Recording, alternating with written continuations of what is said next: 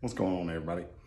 Just wanted to talk a little bit today about something that I see shooters doing that is decreasing your shot time.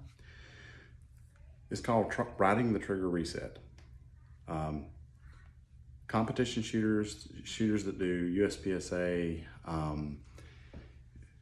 and competition sports like that where they're shooting really fast. You've probably seen their videos on TikTok, Facebook, YouTube, whatever the case may be. They're shooting really fast. They're engaging a number of targets really fast, one right after the other. Well, there's one thing that they're doing, and it's really built into every gun that is made. And we're going to discuss that. What I have here today is my preferred carry gun. This is a Glock 19.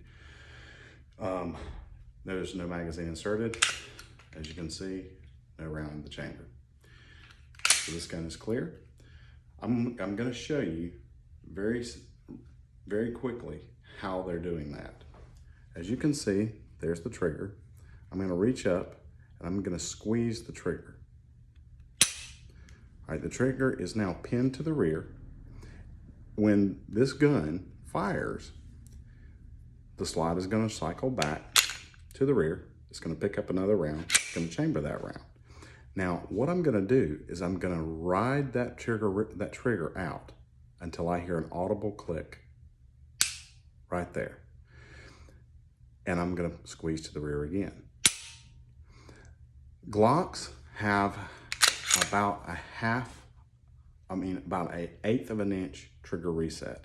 In other words, it's literally about an eighth of an inch, roughly an eighth of an inch. So what we're talking about is when you're in a series of fire where you're trying to have really fast follow-on shots, or you're trying to increase your speed between follow-on shots, one of the things that you can do to increase that speed without sacrificing accuracy is to ride that trigger reset.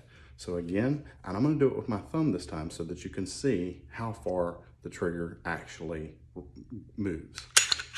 So here we go. So first of all, look at this. This is all the slack coming out of the trigger to right there, right? The trigger's fixing to break. I'm pinning it to the rear. Weapon cycles, and watch the trigger reset.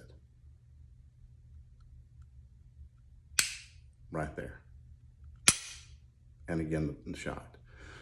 So when you're out on the range the next time, try doing that instead of doing something like this, where I see a lot of people doing. They're firing, the gun cycles, and then they're going all the way back out past the slack and starting all over again. Ride that trigger reset to right there. Couple of things. There are a few guns that this does not work as well on. The Ruger LCPs, the small guns, they don't work so well because they actually have two clicks. It's the second click that's actually the trigger reset.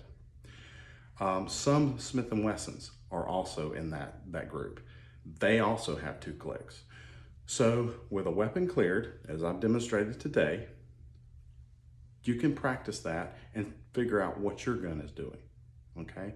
I know Glocks, perfect, out of the box. H&Ks, the same way. SIGs are the same way. Most of your guns out there are that way, and you can ride that trigger reset. Additionally, AR-15s do it as well. That audible click, it'll sound more like a clunk when you do that, but that is also that trigger reset, and it's only a fraction of the trigger pull length that you had to move because you're not taking all the slack out of the trigger.